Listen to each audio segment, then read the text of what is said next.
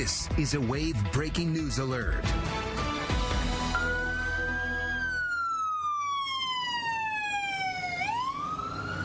Horrific and traumatizing. That is just some of what police are saying to describe an apparent homicide in Jeffersonville. So many questions still remain for neighbors, many of them coming out of their homes to find out what was going on.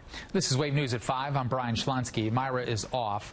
We are continuing to follow breaking developments after an apparent homicide and a SWAT standoff. Those two scenes happening within a mile of each other. A man is now in custody. Wave News reporter Logan Perrone is joining us live from Summerline Drive, where that homicide happened, and he has more on what police say about the unfolding investigation. Logan. Hey, well, Brian, police are still out here investigating on Summerlin. They also tell us that they believe that the victim and the suspect are related. Now, let's paint this picture for you. It was around 10 a.m. when police were actually called out to Summerlin to do a welfare check, and that is where, during that time, they found a man dead inside. We were able to speak with two neighbors, one who said most of the people that live in these patio homes out here, they're all retired, and a neighbor who spoke with us, who lives next door, says he saw family members on his video camera arrived to the house, seemingly emotional and distraught. Now, police investigating the crime scene on Summerlin were led to a home not far away. It's in the 300 block of Callaway Drive, where they found the suspect they were looking for armed with a weapon. We've learned that the man who was arrested there, that's where his mother lived. Police were able to contact him over the phone during a standoff in which he refused to immediately come out. SWAT teams used munitions to draw him out, and then they took him into custody. Now, again, police acknowledged to us gruesome rumors online about how the man was killed, but they did not confirm any specifics. I know those are rumors that are floating around. Unfortunately, right now, we can't really release any information that confirms the state of the injury one way or another. Tragedy. I say serious tragedy of violence and trauma we've seen today that did happen to occur. Now, our crews on scene earlier in the day did see an ambulance on Callaway Drive that did take that suspect away. Chief Kevin Cavanaugh with Jeffersonville Police do say that they will be proceeding with criminal charges in this case. However, they have not given us any indication as to the identities of the victim or the suspect. We'll bring that information as soon as we get it. But for now, we're live in Jeffersonville. Logan Perrone, Wave News. All right, thanks for the update, Logan. Meanwhile, we have more breaking news that's happening right now at 5 o'clock here in Louisville. Metro Police have just released a description of a vehicle involved in a deadly hit and run. It took place on Monday in the East End. Police are looking for a 2013 to 2019 Ford Taurus. It's either black or dark gray. It should have damage to the radiator, cooling fan, and left headlight. The deadly hit and run happened Monday night at Chamberlain Lane and Chamberlain Court. Police say the Taurus struck 27-year-old Blair Sawyer, who was riding his bicycle. After that wreck, the driver took off. If you have seen a vehicle matching that description or have any information on the hit and run driver, you're asked to contact LMPD. LMPD says the woman who was shot and killed while walking her daughter to the bus stop was the target of that shooting. Wave News reporter Fernando Garcia Franciscini is joining us now, live from the scene of that shooting with more details on what police are revealing about this case.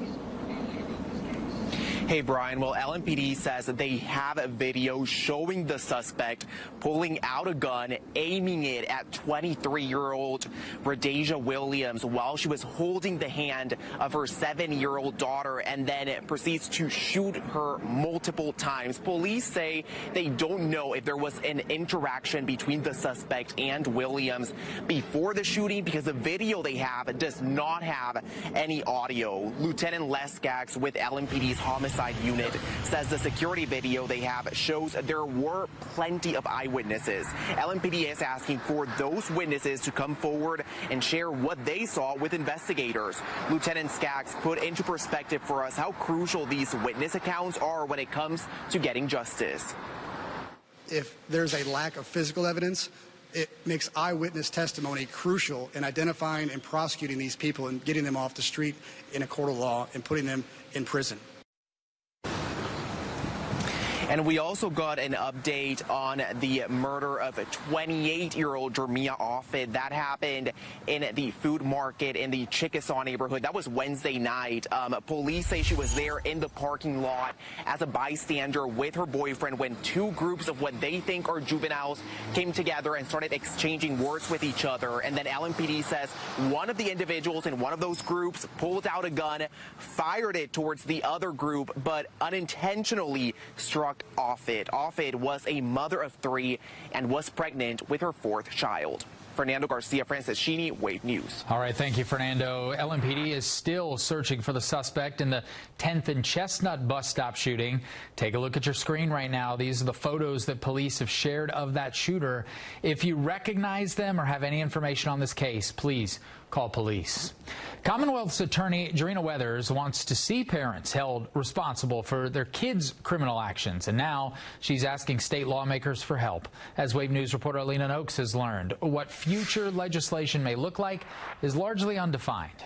That's right, Brian. The legal basis Commonwealth's attorney Jarena Weathers referenced during a press conference yesterday was the parental prosecution of Michigan school shooter Ethan Crumbley's parents last year. Both parents were convicted of involuntary manslaughter, accused of failing to secure a gun at home and doing nothing to address their son's mental health concerns.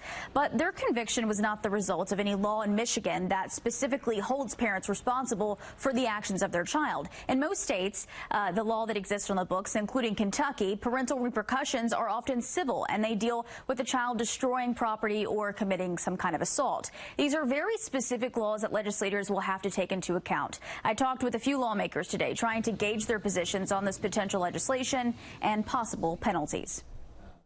We're going to learn from the experts and stakeholders at the table what will be the most effective measure to hold parents accountable if we do go down that path. Is it a civil penalty? Is it a criminal penalty? Is it a combination of both? We'll learn all that as we go through the legislative process and put forward the most effective policy proposal for Kentucky in January of 2026. Representative Bauman is the author of Kentucky's most recent criminal justice legislation from 2024, which included escalated penalties and parole for certain felony offenses. Now, we reached out to several lawmakers from Jefferson County today for their thoughts on possible legislation. Bauman and Representative Rachel Rourke were the only ones to return a request for comment. Both want to see something done, but it's not clear what that will look like at this point. Alina Noakes, Wave News. All right, thank you, Alina. So, of course, we will continue to follow these developing stories as we learn more information. You can always follow updates on air, on the Wave 3 website, and on our streaming platforms. All right, switching gears now and taking a look at your forecast. It's Friday. We're heading into the weekend. Our SkyTrack camera shows what it looks like over downtown Louisville right now.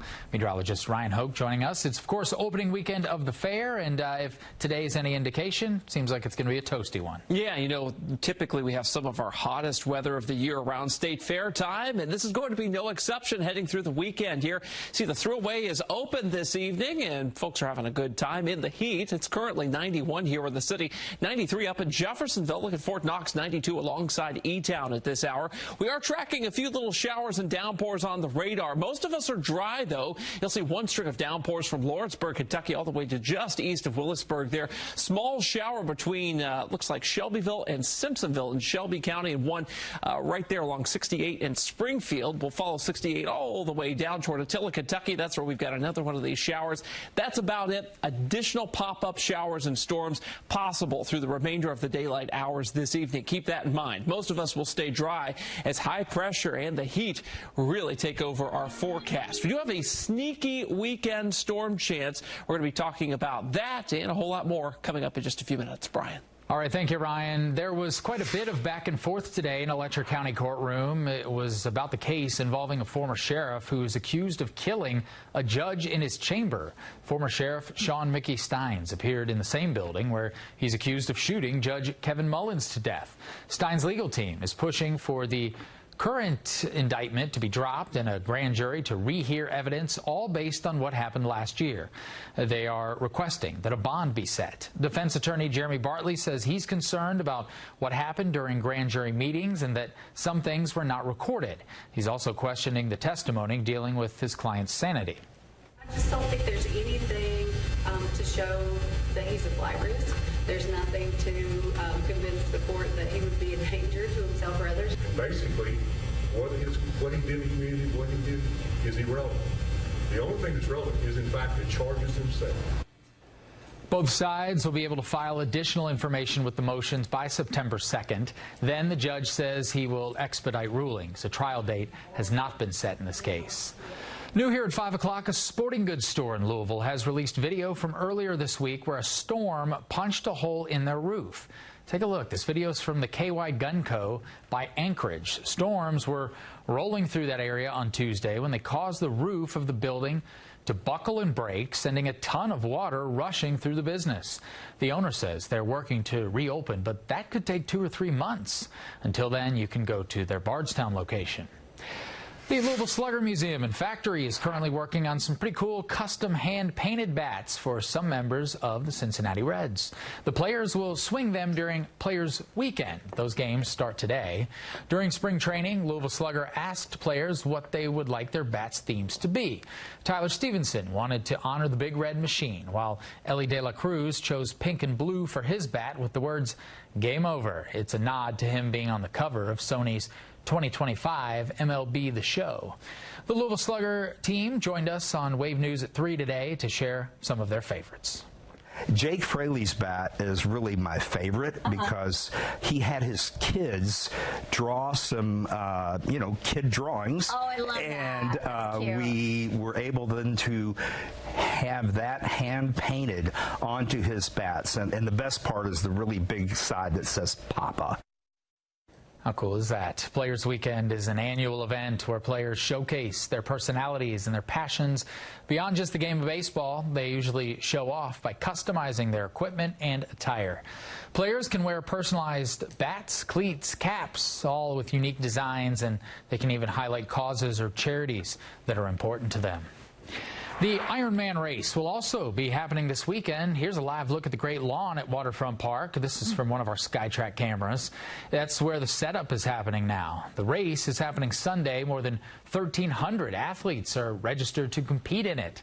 The race comes with road closures near downtown Louisville, extending into Oldham County, but we've made it easy. You can keep up with all of it in this story on our website.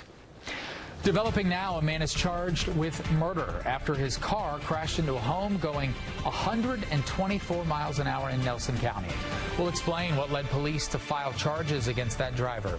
Plus, Kentucky and Indiana are demanding Instagram make changes to its location tracking feature. We'll tell you why. Some say it's put some of our most vulnerable users at risk.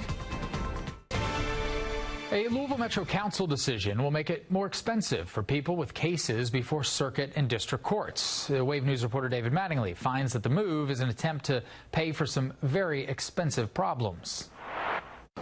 3 buildings in the local justice system are in need of $40 million in repairs. Higher court fees will pay for it. The list of things to fix is too long to detail here. From unreliable elevators to leaky roofs, big-ticket repairs have been festering inside the Hall of Justice, Judicial Center, and the old jail building for years.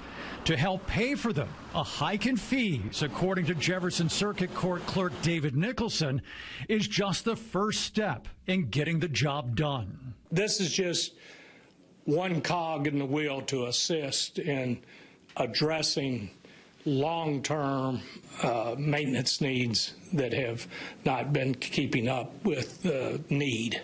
Metro Council approved the hikes, including an additional $25 for filing fees in civil cases and $10 more in fees for traffic offenses.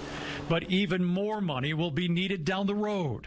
$3.2 million for a new roof, $5 million for escalators and elevators are just the top of the list. For the public, it will be more expensive to sue somebody and more expensive to be convicted of a crime. The Sheriff's Department will also charge more to serve summons and subpoenas. And it doesn't take a lot of math to figure out that will still not come close to the $40 million that is currently needed. The higher fees are expected to raise $1.2 to $1.8 million a year. David Mattingly, Wave News. Kentucky's top prosecutors demanding Instagram strengthen location privacy protections, especially for users who are kids and survivors of domestic violence. Attorney General Russell Coleman says the platform's new location sharing feature allows users precise locations to be displayed on a map. Coleman says that predators, stalkers, and other criminals can exploit this feature. The Attorney General is asking Instagram to not allow kids to enable location features and wants adults to have the option to disable it. Kentucky joined 27 other states, including Indiana, in demanding this change. Well, the state fair continues tonight with a number of events leading into the weekend. We are sharing what you need to know if you have kids under the age of 18 who plan on heading to the fair. And it's going to be a scorcher for the weekend. In fact, we could be knocking on the door of some of the hottest weather we have seen so far in 2025 by early next week. We're going to show you how hot it gets and when we see some relief. Coming up in just a few minutes on Wave News at 5. A Louisville Metro Council decision will make it more expensive for people with cases before circuit and district courts. Wave News reporter David Mattingly finds that the move is an attempt to pay for some very expensive problems. 3 buildings in the local justice system are in need of $40 million in repairs. Higher court fees will pay for it. The list of things to fix is too long to detail here. From unreliable elevators to leaky roofs, big-ticket repairs have been festering inside the Hall of Justice, Judicial Center, and the old jail building for years. To help pay for them, a hike in fees, according to Jefferson Circuit Court Clerk David Nicholson, is just the first step in getting the job done. This is just one cog in the wheel to assist in addressing long-term maintenance needs that have not been keeping up with the need. Metro Council approved the hikes, including an additional $25 for filing fees in civil cases and $10 more in fees for traffic offenses. But even more money will be needed down the road. $3.2 million for a new roof, $5 million for escalators and elevators are just the top of the list. For the public, it will be more expensive to sue somebody and more expensive to be convicted of a crime. The Sheriff's Department will also charge more to serve summons and subpoenas. And it doesn't take a lot of math to figure out that will still not come close to the $40 million that is currently needed. The higher fees are expected to raise $1.2 to $1.8 million a year. David Mattingly, Wave News. Kentucky's top prosecutors demanding Instagram strengthen location privacy protections, especially for users who are kids and survivors of domestic violence. Attorney General Russell Coleman says the platform's new location sharing feature allows users precise locations to be displayed on a map. Coleman says that predators, stalkers, and other criminals can exploit this feature. The Attorney General is asking Instagram to not allow kids to enable location features and wants adults to have the option to disable it. Kentucky joined 27 other states, including Indiana, in demanding this change. Well, the state fair continues tonight with a number of events leading into the weekend. We are sharing what you need to know if you have kids under the age of 18 who plan on heading to the fair. And it's going to be a scorcher for the weekend. In fact, we could be knocking on the door of some of the hottest weather we have seen so far in 2025 by early next week. We're going to show you how hot it gets and when we see some relief. Coming up in just a few minutes on Wave News at 5. Here's a look at the current Kentucky Lottery jackpots. The Kentucky Lottery, funding education for over 1 million Kentucky students.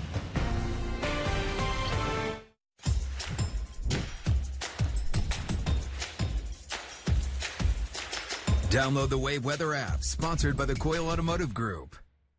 Celebrate the Touchdown Friday Night Player of the Week, Fridays at 11 on Wave News. Injured in a car accident that wasn't your fault? When you want answers, when you need justice after an accident, Becker's been there. Call Becker Law Office. Becker Law Office is in your corner every step of the way. West Shore Home is having a buy one, get one sale. And joining me today is BJ, owner of West Shore Home, to tell us all about it. BJ. Thanks, Joe. Good to see you. I have something really special to share today. For years, people have been trusting us with their bathroom remodeling projects, which includes tub-to-shower conversions and even full bath remodels. So I'm excited to say that if you get a full bath remodel right now, you can get a shower remodel for another bathroom in your house completely free. Wow, that's incredible, BJ. It almost sounds too good to be true, because usually when you go to tackle the bathroom project, you choose the one that you use the most. But you're saying if you completely remodel one bathroom, you'll replace the tub or shower in that guest or hall bath for free? Exactly. Most folks are so excited about the project, they ask us how quickly we can come back to do another bathroom in their home. Yeah, you guys, this is really, truly amazing. Wow, check that out. That is beautiful. This is really great for families that still have kids in the house, because the parents can enjoy that full bath remodel while getting a new tub or shower for the kids. But it's also great for others. To get your project started, just call the number on the screen right now. Wow, so this really puts an end to lugging different cleaners around the house so you can scrub tile and grout for hours getting ready for company. With this buy one, get one offer, you're going to replace that guest bath with smooth, easy to clean walls, and you're doing it absolutely free. BJ, that is incredible. But how about for somebody whose main focus is really on improving the safety of their shower space? Or maybe they just have one bathroom. How can you help them? Well, thanks for bringing that up. That's been a very popular option recently. So for those that are looking just to do the tub to shower conversion, we've got some great savings for them as well. Just give us a call. We'll have one of our design consultants come out, and they're going to take $2,500 off the entire project. BJ, thanks so much, folks. West Shore Homes Buy One, Get One sale ends Saturday. Don't miss out. Buy a full bath remodel, get that tub to shower conversion for free. But you got to call now. And if you're interested in learning more about options that can increase safety in your shower, you can save $2,500 on your tub to shower conversion if you call now. Don't miss out on buy one, get one savings from West Shore Home. If you've got kids who are under the age of 18 and they plan on heading to the Kentucky State Fair tonight, they will need you or an adult to go with them. The fair's minor policy is in effect tonight, and it goes throughout the weekend. So anyone under the age of 18 will need to have an adult who's at least 21 go with them. The fair says they'll be checking IDs. Parents, you can't just drop them off at the gate, and you can't have more than 6 minors with you at a time. The minor policy is in place after 6 p.m. Monday through Thursday, and then it's all day Friday through Sunday. The Texas Roadhouse Concert Series continues tonight at the fair. Sister Sledge is hitting the stage. They're a popular group from the 70s, maybe the best-known song, We Are Family. Joining them on the stage will be C&C. You may remember their 90s tune, Gonna Make You Sweat. Everybody dance now. The Texas Roadhouse Concert Series is free with admission to the fair. The concert area opens at the fair next week for Wave News Day at the fair. It's set for Tuesday, August 19th. From 10 a.m. to 5 p.m., you can stop by, talk, take pictures, grab some free swag. We'll be inside in South Wing A. And that last part is important because inside might be the place you want to be as we take a live look here at the Midway outside at the Expo Center. The top of mind maybe at the fair. Always what ride you're going to ride, what food are you going to eat, but what's the weather going to look like? And when it's hot, what you've been describing, Ryan, maybe that South Wing A wave stop. Feel pretty nice. Yeah, you know, it's one of the largest indoor fairs in North America. Makes it easy when the weather is like this, right? The weather's going to be hot, just flat out. That's going to be what we see not only tomorrow, but all throughout the rest of the fair, it looks like. Let's give you a look at how the fair looks tomorrow afternoon. If you're going to be heading out there with the family, you'll notice those temperatures in the mid-90s, 95 degrees, 3 o'clock in the afternoon, small pop-up storm chance there between about 3 and 8 p.m., but most of us are going to stay dry. Make sure you're staying hydrated if you're going to be at the fair tomorrow afternoon or any one of the days over the weekend or early next week. You'll see we do have a sneaky weekend storm chance. This is mainly early on Sunday that we're concerned with this here. Not a huge deal. In fact, so small of a deal right now that you'll see these rain chances are only at 10% Saturday afternoon and evening, and then once again early Sunday morning. Early Sunday morning is the main time frame here when some thunderstorms will try to sneak in from the north. Watch here on Futurecast how this unfolds. Saturday, 2 o'clock in the afternoon, pop-up storm chance 10%, no big deal. We're used to that. But as we head toward after midnight, late Saturday night into early Sunday morning, the data today has consistently indicated that thunderstorms are going to try to move in from the Indianapolis area, and they will try to attack our southern Indiana counties, but they'll be largely fading as they approach the Ohio River in Louisville here. See how they just instantly fade away by the time we hit sunrise here. The storms will not be able to push very far south into our counties here as it stands right now, and there may be another round that tries to initialize around, say, noon time there on Sunday. We'll see how that works out. Nonetheless, this shouldn't be a huge factor in our forecast for the weekend, but it is one we are watching between 2 and 6 a.m. on Sunday, and once again between 9 a.m. and 5 p.m. Storms may clip some of our counties north and east of Louisville, especially heavy rain and gusty winds with anyone that gets hit. The Storm Prediction Center in Norman, Oklahoma, also seeing this potential, and they have issued a 1 out of 5 marginal risk of severe weather up toward US 50. That's Bedford, Seymour, North Vernon, Indiana, well north of Louisville. We'll watch this over the next 24 hours to see how things play out. I want to get you outside to the Kentucky State Fair from our SkyTrack camera at Kentucky Kingdom there in South Louisville. Current temperature is 91 degrees. We made it to a toasty 93 today, and if you thought that was hot, just you wait until the rest of the weekend because it gets even hotter. We zoom into some thunderstorms near Lawrence County, Kentucky, or Lawrenceburg, I should say, Anderson County, Kentucky, there near Oregon and Harrodsburg. Those are not going to hit us, but you do see one thunderstorm near Gravel Switch at this time. About 17 lightning strikes in the last 10 minutes within this particular radar view here. Northwest of Greensburg, also a couple little downpours we're watching. That's it. Most of us will stay dry this evening, and we'll just be watching for any of those pop-ups that try to pop up over your location there. Otherwise, overnight tonight, we've got patchy fog, mostly clear skies, temperatures in the 70s. Here we go with an air quality alert, code orange, unhealthy for sensitive groups on Saturday. It's a hot high temperature of 96 degrees, and as we said, just you wait, it does get hotter early next week, a high of 97 on both Monday and Tuesday. That would tie for the hottest day of the year so far. We're right back with Wave News at 5 after this. History unfolding right now in Alaska. Russian President Vladimir Putin is on U.S. soil for the first time in 10 years. President Trump is pushing him to end his 3.5-year war with Ukraine, even as Russian troops have intensified their attacks in the days leading up to these talks. NBC's Jay Gray has more. President Trump and Russian President Vladimir Putin on the ground in Anchorage for what the Kremlin says could be 6 to 7 hours of negotiations behind the gates of Joint Base Elmendorf-Richardson. There's nothing set in stone. I want certain things. I want to see a ceasefire. The president defining his role in this summit during the 7-hour flight from Washington. I'm not here to negotiate for Ukraine. I'm here to get them at a table, and I think you have two sides. Look, Vladimir Putin wanted to take all of Ukraine. If I wasn't president, he would right now be taking all of Ukraine. But he's not going to do it. Adding that he will, quote, walk if the talks aren't going well, while some say regardless of the outcome, this meeting is already a win for Putin. Already he's meeting with the president in the United States, and that photo op is already a big achievement for him.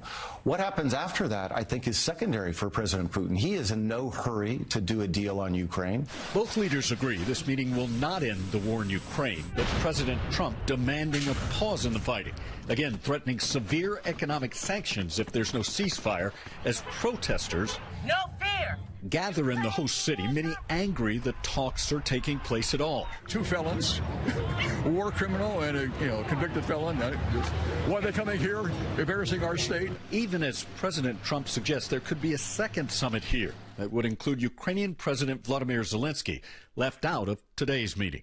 Today, Zelensky says that he is, quote, counting on America, though admitting he is skeptical about Putin's intentions, saying the Russian president is bluffing to buy time. Jay Gray, NBC News, Anchorage. Still to come here, 5:30, Fern Creek's first ever class of fire and EMS recruits finished their extensive training today. You'll hear how the graduates plan to keep you safe next. Plus, road closures are expected on the Lincoln Bridge. We'll tell you when those go into effect. Now, Wave News at 5. The shooting deaths of two moms on Wednesday have people wondering what can be done to solve Louisville's issues with shootings and deadly violence. LMPD believes that the young woman who was shot at the bus stop was targeted. The trauma that lingers behind from shootings like this has community members and officials coming to the bishop's table searching for solutions. Wave News reporter Marissa Burke explains why leaders say it takes everyone working together. I'm just as angry as you are. 7:56 in the morning, we get a call about a shooting at a bus stop. That's asinine to me. A woman lost her life for nothing. The pain from Wednesday's bus stop shooting and the countless others loom over the city like a dark cloud.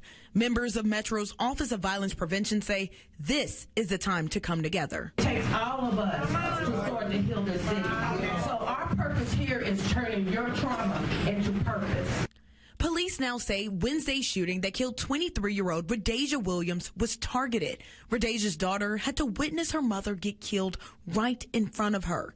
And it all happened in front of other children and adults.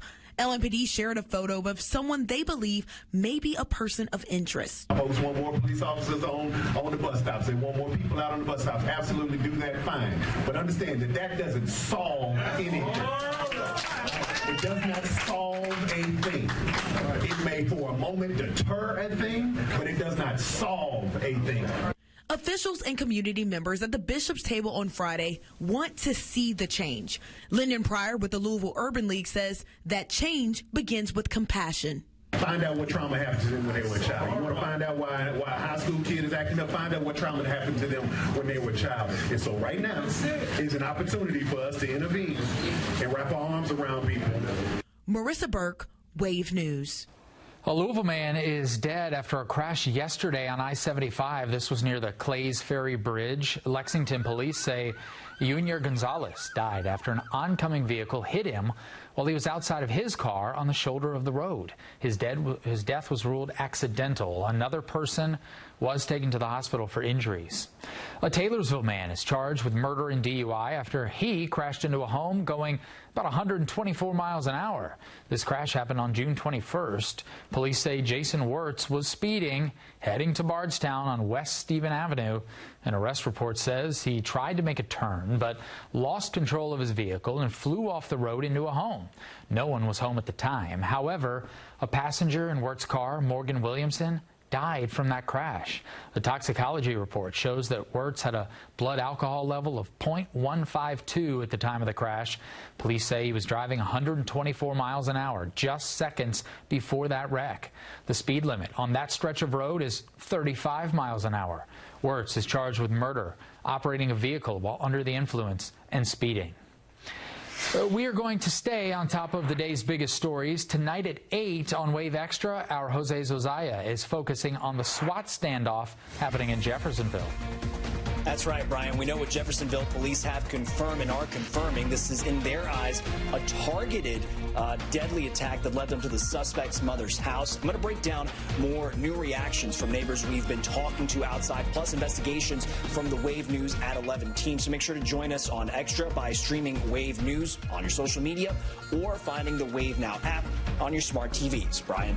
All right, thank you, Jose. We want to turn now to your forecast, and meteorologist Ryan Hoke is joining us. Of course, we mentioned not only is it Friday evening, but opening weekend at the fair. And so, Ryan, all eyes on that weather forecast. Yeah, and it's going to be hot. There is some small storm chance action we'll have to watch for, not only this evening, but over the weekend as well. We'll detail that in a few minutes from the Weather Garden. But let's get you outside right now. Some darker clouds over parts of Louisville here. Some storms trying to bubble up, but not very successful in actually putting down any rain at this point. So that means we're still hot here in the city. 91 here in Louisville, 91 also in Corydon. Let's zoom you on down to near, say, Anderson County, Kentucky. This complex of storms staying outside of our region, but notice near Gravel Switch, Lebanon, down towards Summersville, Kentucky, just north of Greensburg. Some of these little downpours trying to get going down that way. They're moving generally toward the south, and there may be another little downpour there in southwest Louisville trying to get going there on the radar, literally in the last frame or so that has popped up. Otherwise, high pressure is going to be in control of our weather for this evening. Over the next 12 hours, you'll see those temperatures only going down into the mid-70s,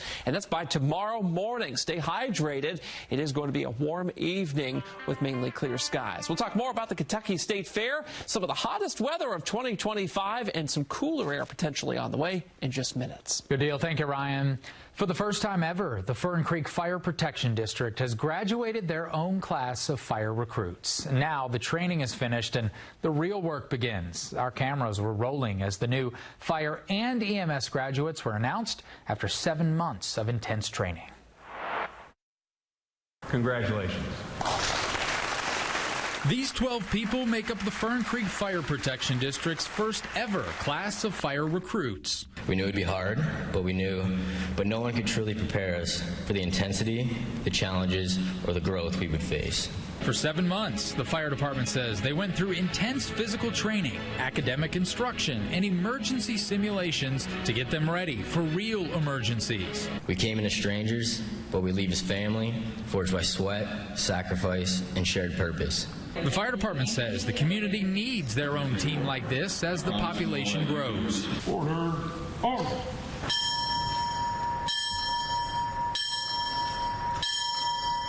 Sworn in and pinned by proud family members.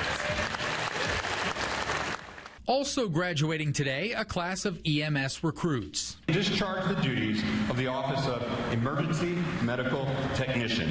Vital to providing modern medicine and service to people during emergencies. It has been a privilege to attend this academy, a blessing to become part of the Fern Creek family, and an honor to serve our community. Recruits know more as others run from danger, ready to head straight towards it. And with their training finished, the graduates are now being assigned to their fire stations throughout Fern Creek. We wish them well and a big congratulations. There will be lane closures, meantime, for all of us to watch out for on the Lincoln Bridge this weekend. That's because crews will be doing work on the tolling equipment. Lane restrictions will be in place on Sunday starting at 8 p.m. until 5 on Monday morning. The ramp to Court Avenue in Jeffersonville will also be closed during that time. You'll have to watch out for signs and slow down in that area. Hillary Clinton admits she would nominate President Trump for the Nobel Peace Prize, but it comes with conditions. We're hearing more of her surprise statement coming up. Plus, millions of Americans are losing confidence in the Social Security program. We're hearing why trust is slipping for those who rely on it in retirement. And as WAVE celebrates America's 250th anniversary next year, we're looking back at what happened on this day in history. In 1969, the Woodstock Music and Art Fair opened in upstate New York. More than 460,000 people attended the three-day festival. 32 different acts performed there, including The Who, The Grateful Dead, and Jimi Hendrix.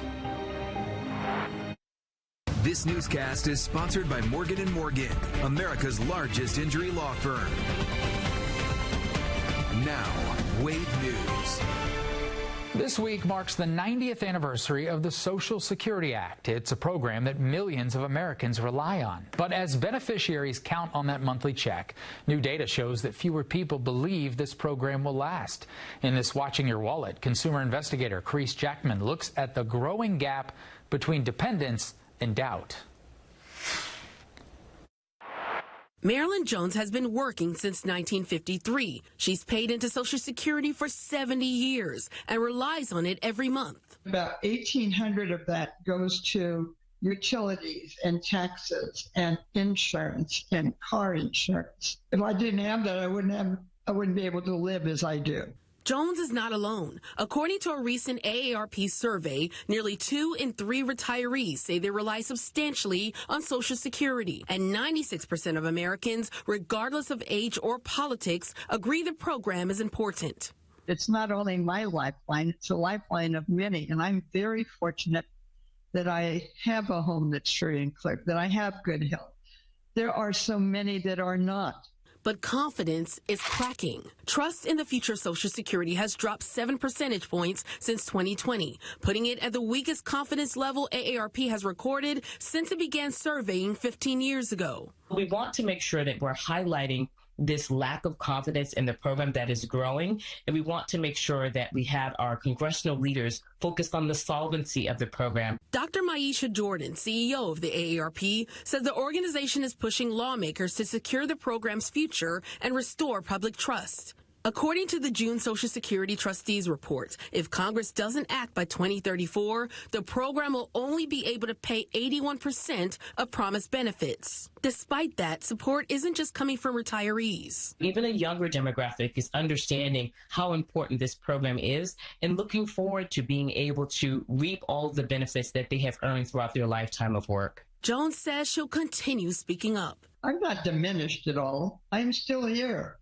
And I find that often we seniors become invisible to people, and unless we stand up and speak out. And she has this advice for younger generations. You're entitled to Social Security because you've earned it. You've contributed to it. But don't just rely on that. Prepare for your future. With this Watching Your Wallet, I'm Carice Jackman. The report from the Social Security trustees estimates that more than 82 million Americans will be receiving benefits by 2035. Well, they've held on to their 99-cent price point for nearly 3 decades, but now it may cost you more for an Arizona tea. That's what Don Voltaggio, the co-founder and chairman of the private company, told the New York Times. The company is blaming President Trump's tariff on imported aluminum from Canada, which doubled from 25% to 50%. Voltaggio says he hates the thought of raising prices and hopes that any tariff disputes can be resolved. If not, though, he says at some point customers will have to pay the difference. Several spots in Louisville, meantime, are up for national recognition as best attractions for sports fans. We'll run down the list of nominees and where you can vote after the break. Oh, it's going to be a hot weekend. Getting ready to head out to the Wave Weather Garden, where we'll detail how hot it will be and how we get out of this substantial heat wave. That's coming up in just a few minutes on Wave News at 5:30. Let's get another check of your forecast. The weekend is upon us. To meteorologist Ryan Hoax out in the weather garden now. I see you're in the shade, but how does it feel? It feels like an incinerator out here, Brian. Even in the shade. Yeah, even in the shade, it's pretty hot. It's muggy, it's humid, and when you're out in the sun, of course, it's a lot worse right now, but the temperature here in Louisville still well into the 90s. We're at 91 degrees. Feels like 94 when you factor in the humidity at this hour, and definitely feeling every bit like that 94 degrees here in downtown, surrounded by all the concrete and such. You'll notice that the allergy report has a medium pollen count right now, and that's thanks to the grass pollen, which will go down into the low category over the next couple of days. But we have a new friend. Who's our new friend on the allergy report? Our friend is ragweed. Oh, yeah, we're getting into that part of the year, right? On Sunday, that'll be at a low count, and we will start seeing those counts go higher and higher, especially with how wet it has been so far this year as we go throughout the month of August and well into September. Popping out of the ground right now is our live look at the Kentucky State Fair from our South Louisville SkyTrack camera. You're seeing just how active it is out there. A lot of folks out and about on this Friday evening. Active on the radar, too, across central Kentucky, the Bluegrass region getting hit with thunderstorms, more so within our counties. It's down in southeast parts of Marion, Taylor, and Greene County that we're seeing a few of these little downpours, kind of the tail end of this, shifting southward towards, say, Campbellsville, Columbia. That's about it. The rest of us are mainly dry at this hour, and we'll continue that trend as we go throughout the remainder of the evening, thanks to high pressure being in control of our weather. The problem with high pressure, though, is it means stagnant air, and stagnant air is going to contribute to this problem tomorrow. An air quality alert for Louisville, surrounding counties, and parts of southern Indiana from Jackson to Jennings County tomorrow afternoon. Unhealthy for sensitive groups air quality possible here. So as you're at the Kentucky State Fair tomorrow, if you have asthma, if you have COPD, use some caution. Thankfully, it's one of the largest indoor fairs in North America, so there's lots of air conditioning to take breaks in, and make sure you're drinking plenty of fluids too. 95 degrees by 3 o'clock tomorrow afternoon. Let's talk about what we're going to see with storms for the rest of the weekend here. Notice that these storm chances are small here on Saturday. Pop-up storm chance in the afternoon. But as we head toward early Sunday morning, storms will try to move in from the north. This is like after 2, 3 a.m. And then there's another chance as we head throughout Sunday about midday into the afternoon. Very small chance that these will try to move in, but the Storm Prediction Center has put a 1 out of 5 marginal risk in some of our U.S. 50 counties here. Let's talk about the heat. You'll notice the highs on our Sunday will be at 96 degrees. Similar story for Saturday. But by Monday, we're at 97. If we hit 97, that would tie for the hottest day of the year so far, set back twice in June. So our hottest day of the year is going to be either June or August, which isn't all that common. Usually July has the hottest day of the year.